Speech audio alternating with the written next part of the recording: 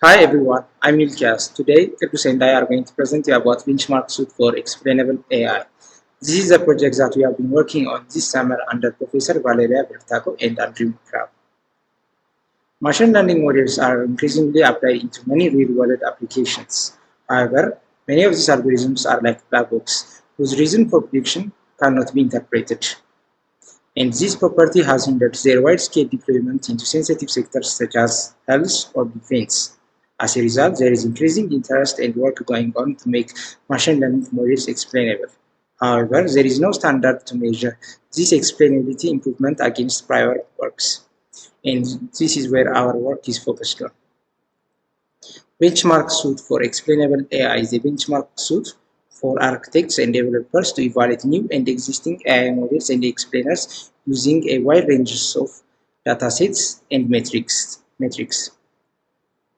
We worked on comparing different ways of explaining a model's predictions, and this was first done by picking different types of datasets and training them on models with varying levels of interpretivity and explaining the model's prediction using LIME, Anchor, and SHARP. And finally, comparing this explanation using different qualitative and quantitative metrics. Now let me explain about the explainers using the Irish datasets as an example. The Irish datasets contains information on three classes of Irish plants. They are classified based on their petal lengths, petal widths, sepal lengths, and sepal widths. Lime. Lime trains simpler interpretable models based on the original model to offer explanations and gives positive and negative weighted features. To the right is a Lime explanation for a single instance of an Irish dataset. The green bars represents the features that contributed positively for the Irish plant to be classified as Virginica. The next one is SHARP. SHARP executes many classifications with varying amounts of training data to weight feature importance. To the right is the SHARP explanation for the previous Irish dataset instance. The blue color represents the features that contributed negatively, while the red color represents the features that contributed positively for the Irish plant to be identified as Virginica. The last one, Anchor. Anchor provides an explanation by using if-then rules. To the right is an anchor explanation for the previous Irish dataset instance. And now Kidus will continue with the comparison metrics of the explainers. After generating sample explanations for all models trained on the collected datasets, we tried to compare the three explainers used in the benchmark on four qualitative features. On our first attribute, human readability, we measured how easy the explanations are to be understood by a layman user. On our second and third attributes, we measured having less configurations to be tweaked and providing weighted feature importance that can hint to global explanation. Finally, we also compared the explainers based on explanations matching human judgments. The other two evaluation metrics used are quantitative.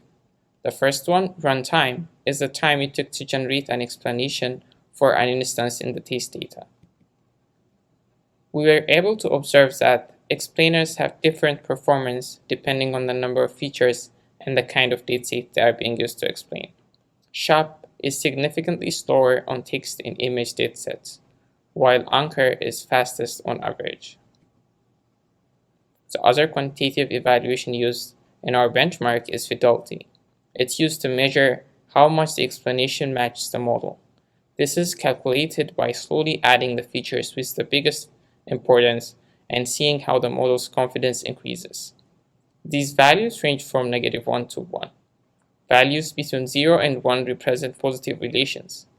In other terms, features deemed important by the explainer were indeed important to the model. Values between -1 and 0 represent negative relations. As can be seen from the two graphs that represent fidelity scores of the explainers over two datasets, the explainers do well on most of the observations. After working on this project, we've gained good understanding of explainable AI. We've also seen how to use black box model explainers and which one to choose depending on the functionality being prioritized. We look forward to include what we worked on this summer and our next machine learning projects pipeline to explain and improve our models. We now have a clearer perspective of what computer science research life looks like, and we're thankful to our mentors for the organized guidance in making our first research experience enjoyable. If you want to know more about our work, please visit our website.